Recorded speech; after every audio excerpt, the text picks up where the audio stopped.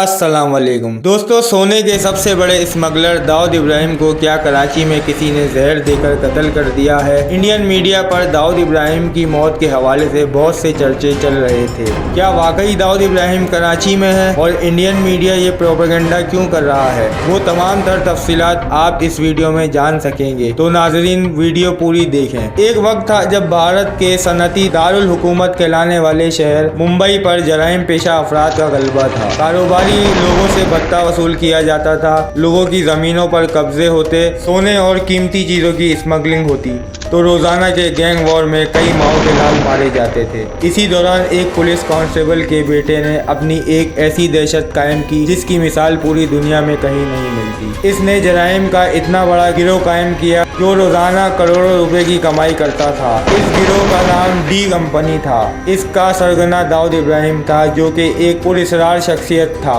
इसकी चंद तस्वीरें मौजूद हैं जो बहुत ज्यादा पुरानी हैं, जिसकी वजह से कोई नहीं जानता कि अब दाऊद इब्राहिम दिखने में कैसा लगता है। नाज़रीन, ये 70 की दिहाई की बात है। इसके वालिद इब्राहिम पुलिस में कांस्टेबल थे।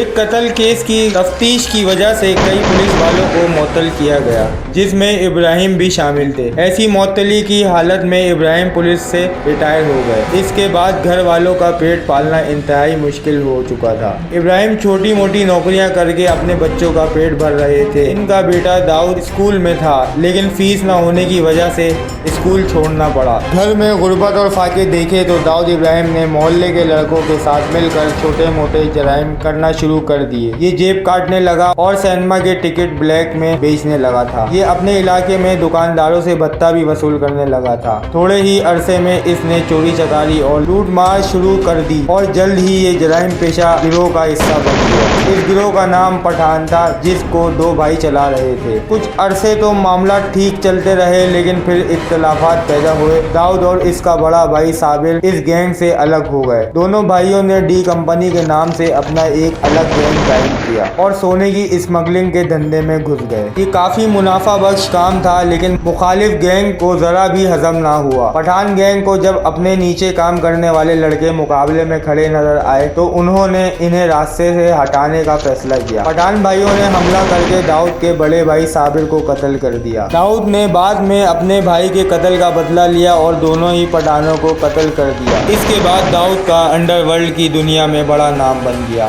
स्मगलिंग के बेताज बादशाह हाजी मस्तान की नजर में आ गया, जिसने इसे अपनी शागिर्दी में ले लिया। यूं दाऊद इब्राहिम की सोने की स्मगलिंग की दुनिया में एंट्री हुई और पाप की दुनिया में मुकम्मल तौर पर दाखिल हो गया। पठान भाइयों के केस की वजह से दाऊद को कुछ अरसा जेल में गुजारना पड़ा। जमानत पर रिहाई मिली तो ये 1986 में दुबई फरार हो गया और वहीं से अपना गैंग चलाने लगा। बम्बई में छोटा राजन, अबू सालिम, छोटा शकील जैसे कई कारिंदे दाऊद का काम कर रहे थे। हर तरफ इसकी दहशत फैलाई हुई थी। ये बड़े बड़े प्रॉपर्टी डीलर, सनतकारों और अमीर लोगों से भत्ता वसूल करते थे। दाऊद इब्राहिम का नाम अब इतना बड़ा हो चुका था कि इसकी एक फोन कॉल पर तमाम के तमाम काम हो जाया करते थे। इसके कारिंदों को सिर्फ यही धमकियां देनी होती थी कि भाई की दुबई से कॉल आई है। उसके बाद बड़े से बड़ा आदमी भी पसीने में नहा जाता था। दाऊद इब्राहिम दुबई में अपना नेटवर्क चला रहा था, जिसमें नित नए लोग हर रोज शामिल हो रहे थे। दाऊद इब्राहिम की जिंदगी में अहम मोड़ तब आया जब बाबरी मस्जिद को शहीद किया गया और मस्जिद की शहादत के बाद पूरे भारत में हिंदू मुस्लिम फसादात फूट पड़े। सबसे शदीद किस्म के दंगे मुंबई में हुए। कहा जाता है कि इन्हीं दिनों के बाद 1993 में मुंबई में बड़ी कार्रवाई हुई। एक ही दिन में मुंबई में 12 मुख्तलिफ इलाकों में बम धमाके हुए। 257 अफराद हलाक और 1400 से ज्यादा जख्मी हुए।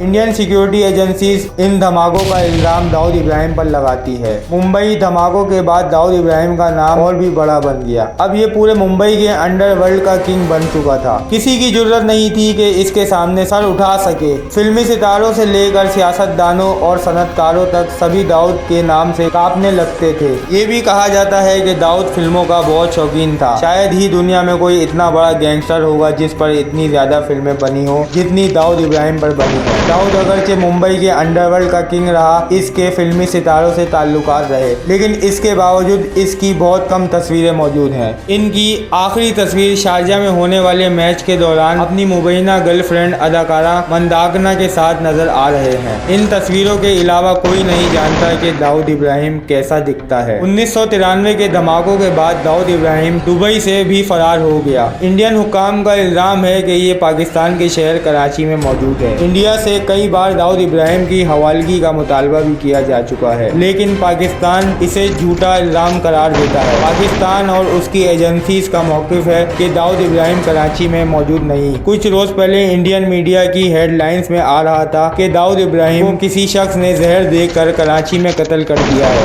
इस बात में कितनी सच्चाई है, इसके बारे में कुछ भी कहना अभी कबल अज़ वक्त है। तो नाज़रीन, अगर आपको हमारी वीडियो इन्फॉर्मेटिव लगी हो तो हमारे चैनल को सब्सक्राइब करना मत भूलिएगा।